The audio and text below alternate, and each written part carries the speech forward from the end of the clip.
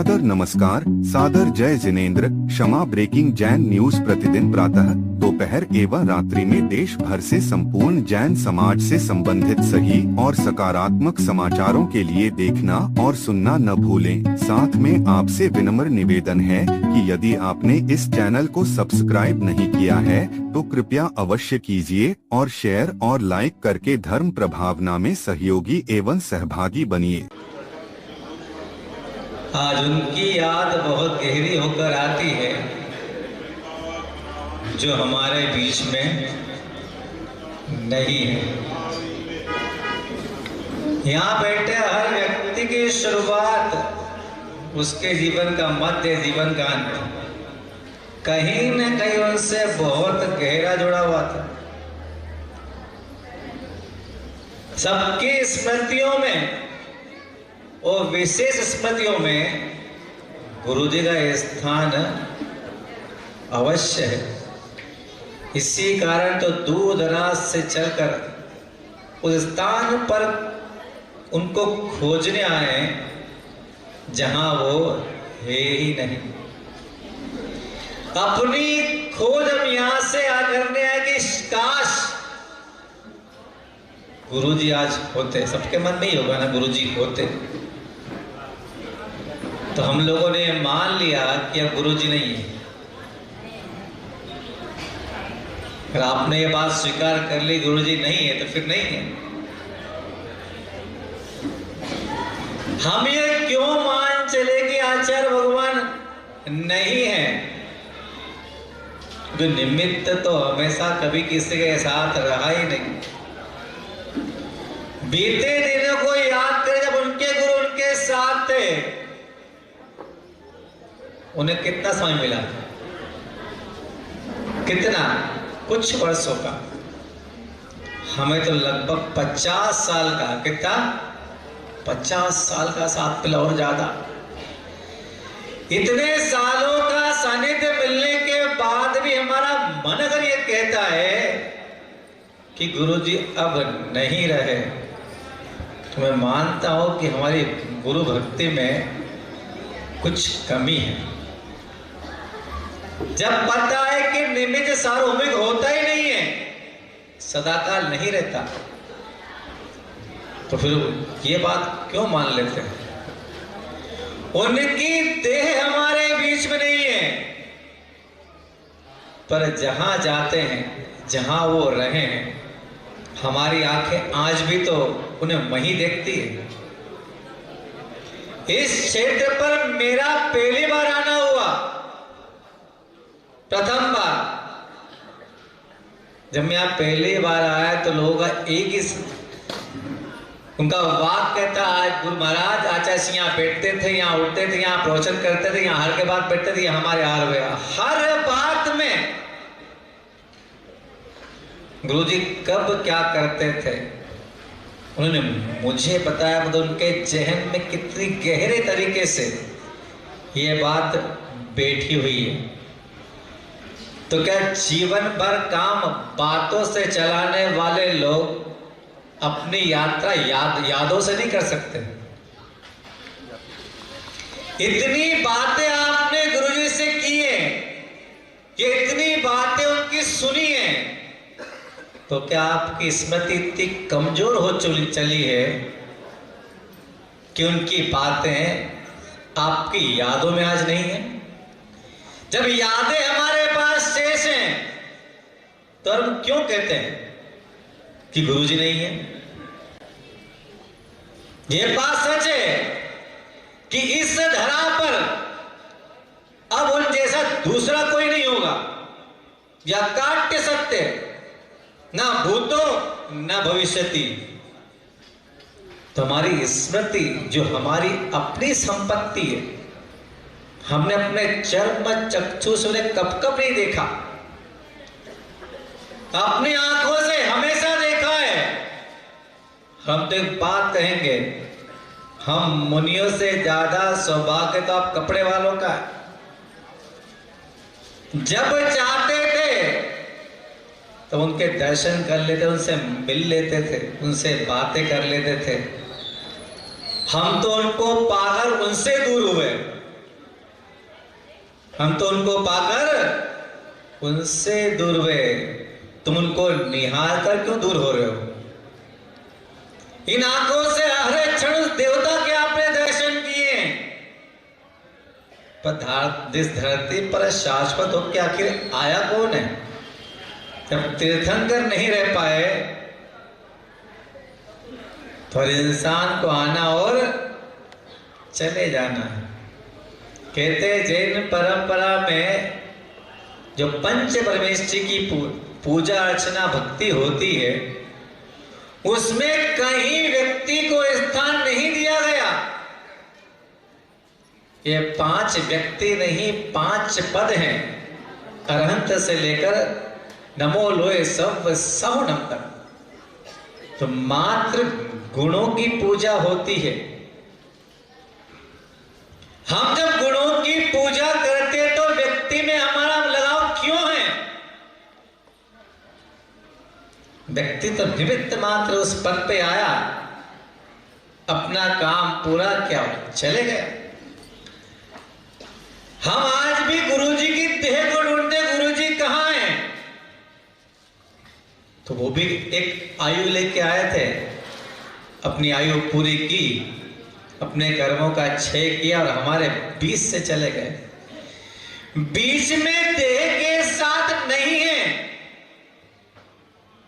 तो क्या अब हमारी स्मृति में नहीं है? जब भी आप उलझन में होते होंगे, कोई बात आपको खटकती होगी, तो अपनी स्मृति में लाके सोचते होंगे ना कि गुरुजी होते, उनसे अगर ऐसा पूछते तो क्या उत्तर देते? मतलब आपको उनसे मिलने वाला उत्तर भी आपकी स्मृति में, मतलब आपके मन की बेदी पर गुरुजी कितने अच्छे से विराजमान है। ये जैन जगत में गुणों की पूजा होती है। तो सच बताऊं, उनसे लेने वाले जितने पिछले वाले हैं ना, उन्हें देखकर, उनके गुणों को सुनकर सबने पीछे ग्रहण करी। जो उनको देखता था कि इस कली काल में ऐसा व्यक्तित्व भी है जिसको लोग सुनने नहीं आते थे, देखने आते थे। हमारी गिनती भी उसी में है कि उनकी भाषा समझ में किसको आती थी। तो जो उनको देखता था उन्हीं का हो जाता था। वो जो उनके गुणों को जान लेता था, उनके गुणों को आत्मसात करने का प्रयास भी करता था। गुरुजी मात्र एक देह ही नहीं थे, आचार्य पद पर आसीन, इस धरा के सबसे योग्य आचार्य, जिनकी कोई सानी नहीं नजर आती थी। दुनिया के सबसे शक्तिशाली जैन मुनि, जिनकी बात करते करते देश का राजा भी कुछ सेकंड के लिए रुक जाता है, उसकी वाणी भी विराम ले लेती है कि मैं किसकी बात कर रहा हूं। भगवान विद्यासागर महामुनिराज की बात कर रहा हूं। उसके मन में भी कई गहरी चोट है कि आखिर हमने क्या खो दिया।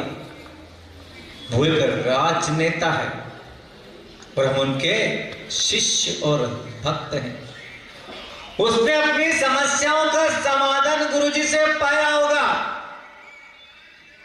और हमारे जीवन का तो सारी गुरुजी थे। क्या उनके गुणों को कभी हमने देखने का प्रयास किया? हम देह के अभाव को तो गीत गा कर दुनिया को सुनाते हैं कि 24 में गए तो 24 में आना, कहां मिलेंगे? अरे गए कहां है जो मिलेंगे?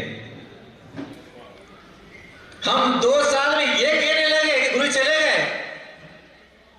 अभी उनकी विरासत इतनी शेष है कि हम जैसे कहीं की पीढ़ियां निकल जाएंगी तब भी गुरुजी आप रहेंगे। निकाल दे इस बात को अपने जहन से कि वो हमारे साथ नहीं है। आंखें नहीं देख पा रही, आंखें ढूंढती जरूर है कि कहां है। अपनी आंखें बंद कर लेना और शांति से बैठ जाना, आपको वहीं गुरुजी मिल जाएंगे जहां आपने उनको बिठा रखा। गुरुजी के गुणों की लीला अपरंपार। वो मुझे सबसे अच्छा गुण उनका नजर आता था कोई, मैं तो बहुत छोटा इंसान हूं, अपने छोटे मुख से बहुत बड़ी बात कर रहा हूं, कि उनका सबसे अच्छा गुण जो मुझे नजर आता था, उनका अपनी वाणी पर इतना गहरा संयम और ऐसा नियंत्रण कि कैसी ही परिस्थिति सामने उपस्थित हो जाए, मजाल है उनकी जिह्वा कभी उनकी आज्ञा का उल्लंघन कर दे। जब जब उनकी जिह्वा कुछ बोलने को अग्रसर होती थी, साक्षात कुंद कुंद स्वामी आचार्य समंत्रभद्र स्वामी, उनके पूज्य गुरुदेव आचार्य ज्ञान सागर जी महाराज तीनों एक साथ बोलते थे। जैन जगत ही नहीं, अजैन जगत के लोग भी उनको बहुत गहराई से मानते थे। जिस नगर में गुरुजी का प्रवेश होता था, तो जैन का, जैनी व्यक्ति का उत्साह तो क्या कहा जाए, वो कतार में होता था। अजैन कहता था जब तक आचार्य महाराज नगर में नहीं आएंगे, हम दुकानें अपनी नहीं खोलेंगे। उन्होंने भी दिया, पर जितना करीब से उनके भक्तों ने और शिष्यों ने उनको देखा है, क्या अजैन भाई ने देखा है? उसने एक लव्य की तरह उनकी भक्ति की और हमारी समाज अर्जुन की तरह उनकी भक्ति करती रही, कि हमने साक्षात देखा उनको। उनके वो गुण, अपनी वाणी पर नियंत्रण, और कैसी ही परिस्थिति आए कभी प्रतिक्रिया व्यक्त नहीं करना। मुझे आज भी वो घटनाएं याद हैं जब कुंडलपुर के बड़े बाबा का नए मंदिर में स्थानांतरण होना था। जैन जगत के सारे विद्वान, जिनका जैन धर्म से कोई नाता नहीं था, पर जैन समाज में उनकी पहचान थी, उनकी पेंठ थी, जिन्हें हो सकता हो कि नमोकार मंत्र के 5 पद क्रम से ना आता हो, पर उनकी पेंठ थी समाज में। उन्हें लेखनी उठाई और लिखना और कहना शुरू कर दिया कि ये कार्य अनुचित हो रहा है, ये धरोहर है विश्व की। बड़े बाबा का स्थान किया गया तो कोई घटना घट सकती है। जिन्हें कोई ज्ञान नहीं है, वो किसे ज्ञान दे रहे हैं? जो सर्व दृष्टा है। पर गजब का गुरुजी का संयम और प्रतिक्रिया नहीं देने की अकाट्य उनकी वो आदत, उनका गुण, सारे एक साथ एक सुर में बोलते रहे। पर क्या गुरुजी की समता, उत्कृष्ट क्वालिटी का संयम, कोई प्रतिक्रिया, किसी से कोई मतलब नहीं है। आपके कान में कोई बात अगर आपसे कहे, आपके अनुकूल होगी तो आप स्माइल देंगे, क्लोज अप, और आपके विरुद्ध होगी तो आप आंखें तरह देंगे, क्या बोल रहा भाई। सारी दुनिया बोलती रही, पर धन्य हमारे गुरुदेव, उन्होंने अपनी समता नहीं छोड़ी। कभी अपने ग्रंथों के माध्यम से, समता की बात तो पढ़ाई होगी, पढ़ाने वाले तो बहुत मिल जाते हैं, टीचर होते हैं, पर दुनिया के इकलौते ऐसे आचार्य थे, दुनिया के सबसे अच्छे शिक्षक अपने शिष्य और भक्तों के लिए, कि समता की बात किताब से नहीं अपने जीवन के चरित्र से सिखाई है। दुनिया कहती रही कि बाबा कुछ तो बोलेंगे, जो काम हो रहा है कुंडलपुर में, बाबा कुछ तो बोलेंगे, पर जिसका संयम बहुत गहरा हो, जो ज्ञान के सागर में डूब के आया हो, जो विद्या का सागर हो, क्योंकि ज्ञान से ही विद्या का जन्म होता है। ज्ञान सागर में होगा क्या विद्या जिसका गुण था? किसकी मजाल है धरती के बासिंदों की कि अपनी प्रतिक्रिया से उनका मुख खुलवा दे? ना भूतो ना भविष्यति। बड़े प्रेम से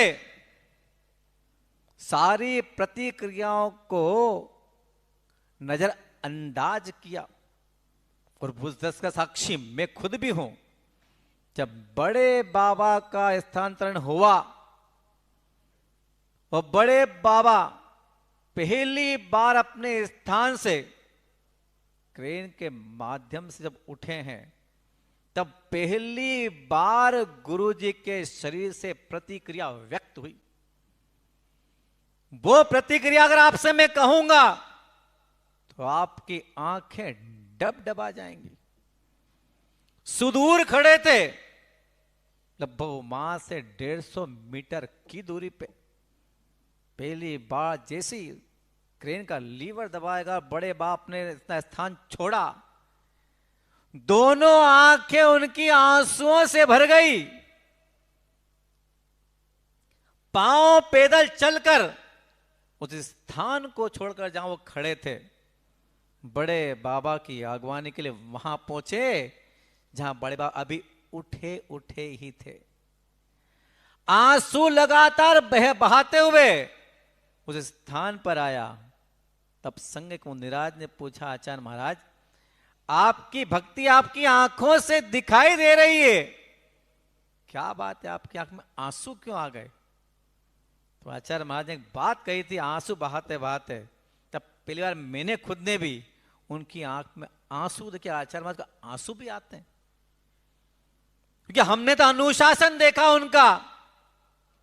कहा दुनिया मुझे देख रही थी और मैं बड़े बाबा को देख रहा था। जिसे अपनी बातों पर गहरा विश्वास होता है, अपने कर्मों पर विश्वास होता है, वो व्यक्ति कभी प्रतिक्रिया व्यक्त नहीं करता। हमारे गुरु अगर मुनि से आचार्य और आचार्य से भगवान बने तो उनका सबसे प्रथम गुण यही रहा कि उन्होंने अपने जीवन में यदवा तदवा बातों पर कोई ध्यान नहीं दिया। वो मात्र अपना काम करते रहे। जब ज्ञान सागर जी महाराज ने दीक्षित किया था, उस समय ऐसी आंधी थी भारतवर्ष में कि लोग नमोकार मंत्र के 5 पदों में से 3 पदों को नहीं, मात्र 2 पदों को ही प्रणाम करते थे। वो दुनिया की उस आंधी में ज्ञान सागर जी साथ छोड़ के चले गए। इतना बड़ी चुनौती चैलेंज उनके सामने था। समय बीता और मां जिनवाणी को अपने हृदय में विराजमान करके वो गुरु की सीख पर चलते हुए वो समय आया जब जैन जगत के प्रकांड विद्वानों ने एक लेख निकाला, एक नया पोपडम। ये लेख कहीं मिले तो पढ़ना इस लेख को। वो धुरंधर आज विद्वानों ने लिखा कि हमारी तो नमोकार मंत्र के 5 पदों से आस्था हुई उठ चली थी, 3 पद पे आस्था उठ चली थी। जब विद्यासागर महाराज को देखा तब नमोकार के 5 पद सार्थक समझ में आए। क्या दुनिया की आंधी को उन्होंने सहन नहीं किया? अपनी समता से किया, अपने ज्ञान से किया, अपने चरित्र से किया। और हम कहते अब हमारे बीच में गुरुजी नहीं है। क्या हमसे नहीं चाहते थे वो कि जो मैंने इन्हें दिया है ये मुझे लौटा दे? वो भाग्यवान थे कि उन्होंने अपने जीवन में अपने गुरु को दक्षिणा दी। वो भाग्यवान थे कि उन्हें अवसर मिला। वो भाग्यवान थे, गुरु ने कहा कि विद्यासागर तुझे इतना दिया, अब दक्षिणा दे। और दक्षिणा भी क्या गजब की मांगी है। अपना पद शिष्य को दिया, खुद शिष्य के चरणों में बैठ गए। उनका सौभाग्य था, उन्हें जीते जी गुरु दक्षिणा देने का सौभाग्य प्राप्त हुआ। हम इस मामले में दुर्भाग्यशाली हैं। न उन्होंने मांगा न हमने दिया। तो क्या गुरु दक्षिणा देने का हमारा कर्तव्य नहीं बनता?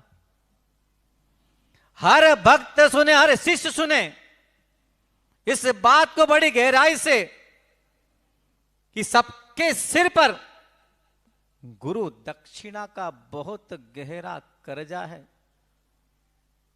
उनके गुणों को हमने बहुत नजदीक से महसूस किया और देखा भी है। तो क्या हमारा कर्तव्य नहीं बनता कि हम गुरु दक्षिणा के रूप में उन्हें कुछ दे दें?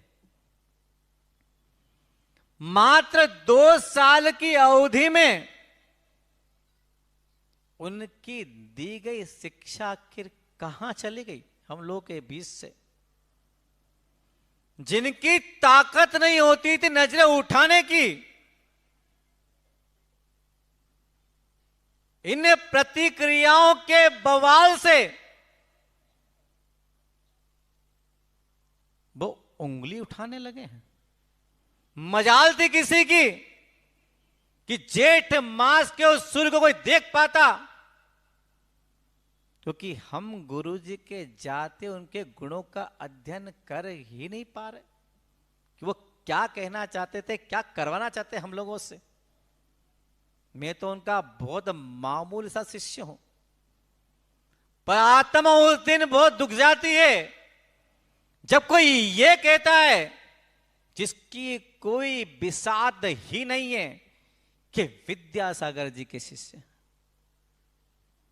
बड़ी आत्मा उस दिन दुखी हो जाती है कि मेरे गुरु ने मुझसे दक्षिणा नहीं मांगी, तो क्या मेरा कर्तव्य नहीं बनता कि जीते अंतिम सांस लेने के पहले मैं अपने गुरु को दक्षिणा दे दूं? किस घर में 4 बर्तन नहीं बचते? क्या बर्तन की आवाज दूसरों को सुनाना बहुत जरूरी हो चला है? पूछे अपने आप से कि कर क्या रहे हैं।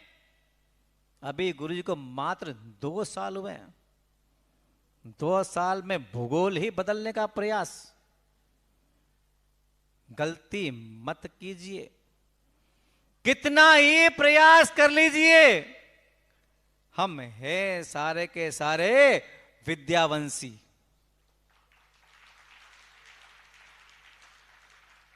हमारा एक एक रोम शरीर का क्या कण उनके कर्ज में डूबा है। हमें क्या देना है वो हमें देकर दें, आपके पास से आपको नहीं देना है। वो आपको देकर सिखा के गए हैं कि मेरे बाद, मेरे जाने के बाद लोग तुम में मेरी खोज करेंगे। ये बात ध्यान रखना। कोई हमारे पास नहीं आता, कोई हमें नहीं जानता हम कौन है। ये जानते हैं कि ये विद्यावंशी हैं। ते प्रत्येक भक्त और प्रत्येक शिष्य की ये जिम्मेदारी बहुत गहरी बनती है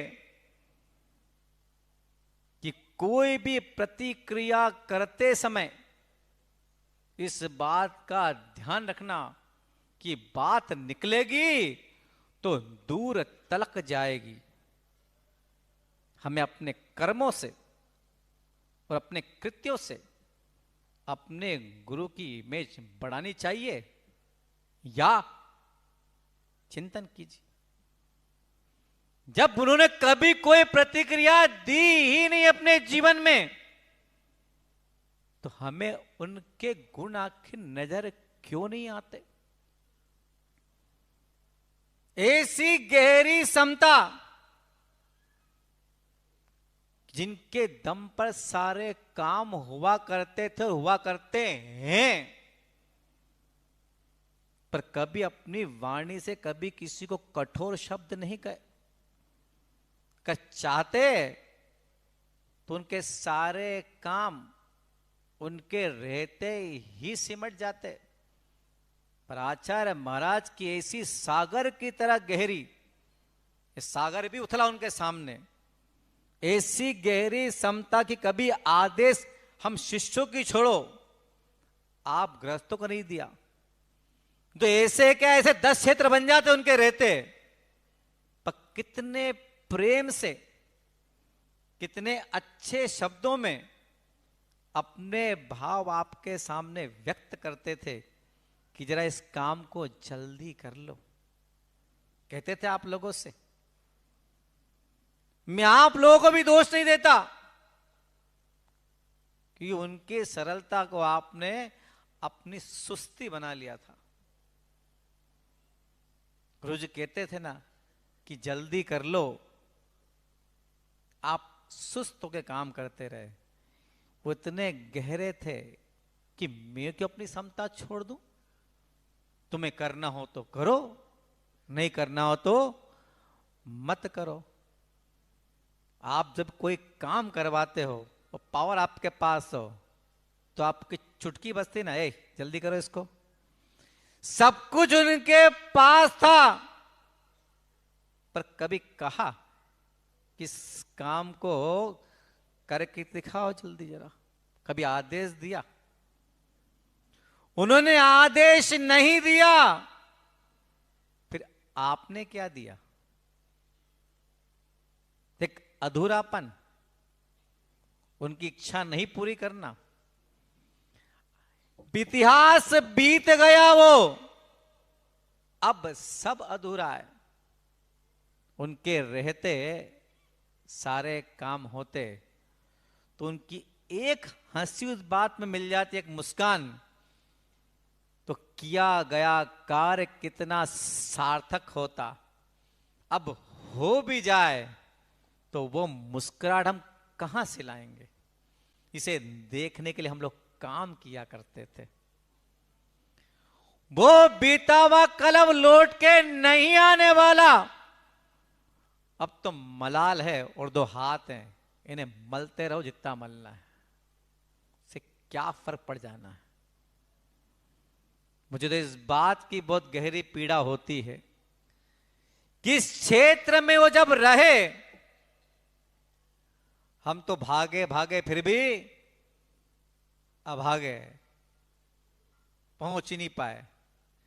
पर उनकी आंखें जब खुली थी, तो उन लोगों ने चूक कर दी बहुत गहरी।